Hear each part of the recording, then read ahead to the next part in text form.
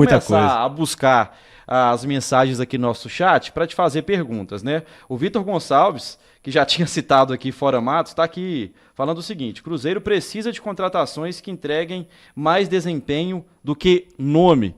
Fala pra gente então, pelo que você tem apurado, o Cruzeiro deve contratar até o início do Campeonato Brasileiro aí, porque a gente sabe que é janela internacional até dia 28. Fecha na sexta-feira agora, né? Agora, para a Às 6 janela horas. dos jogadores que ainda estão disputando o estadual, vai um pouquinho até no mês que vem. Isso. O que é que você tem de apuração em relação à possibilidade de contratação? A janela, igual você tinha dito, né? Internacional, ela fecha na sexta-feira às 6 horas, né? Assim, Tá em cima já, né, já cara? tá bem em cima, 4 dias, né, praticamente. E depois ela faz uma pausa, né, de 10 dias e volta ali no final dos estaduais, né? Depois do dia 10 de março até o dia 11 de abril, se eu não me engano.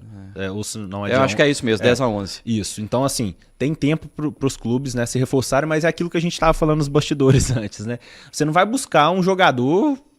É lógico, ninguém quer se desfazer do seu principal jogador, né? Flamengo, Corinthians, Palmeiras, quem é que seja. Então você não vai conseguir tirar, mesmo que tenha grana, aqueles principais jogadores. Que a gente viu o caso aí do Zenit, né, da Rússia, quando procurou Flamengo pelo Gerson, né? O Corinthians pelo Garro. Então, assim, ninguém quis se desfazer dos seus principais. E o Cruzeiro teria que ir para aqueles secundários, vamos dizer assim. E às vezes esses jogadores, né, secundários não resolveriam o problema que o torcedor espera que resolva. Então fica um pouco complicado, né? A diretoria tem que se desdobrar, principalmente nessa semana de agora, né? Se quiser atender os pedidos do Jardim. Opa! Estourou a água aqui com gás. Se quiser atender o pedido do Jardim, né? Que com certeza, como ele acompanhava mais de perto o futebol europeu, né? E tudo, então assim, deve indicar jogadores que estão fora do Brasil. Começou Esse deve aí, você acha que pode acontecer ou é uma informação? Não, Ele não. já tem olhado para esse mercado, como é que é? Não, isso aí eu não consigo dizer. De informação tem que ele indicou, sim, jogadores, né? A diretoria do Então Cruzeiro, já tem mais de uma posição. já tem indicação isso do, com do, certeza. do Ele Leonardo até Jardim. disse na última entrevista, né? E só retomando a pergunta aí de forma direta, o Cruzeiro muda o discurso, né? Que há um mês atrás, né, falou que a janela estava fechada, mas dadas as circunstâncias, né, do que aconteceu, né, de como que o elenco vem se portando desde então, já mudou, né? Então, assim, agora é que vai ao mercado, né? Tanto é que o Jardim fala na entrevista passada, agora retomando, volta na entrevista passada e fala que identificou mais de uma carência para o elenco. Então, assim, é óbvio que ele passa ali alguns nomes, né, posições que ele quer que o elenco ganhe, né, com reforços e tal. A ponta direita a gente já sabe que é uma, né? Que é algo bem criticado, né? Por exemplo, um jogador que faça a mesma coisa que o Dudu faça pelo lado esquerdo, faça pelo lado direito, né?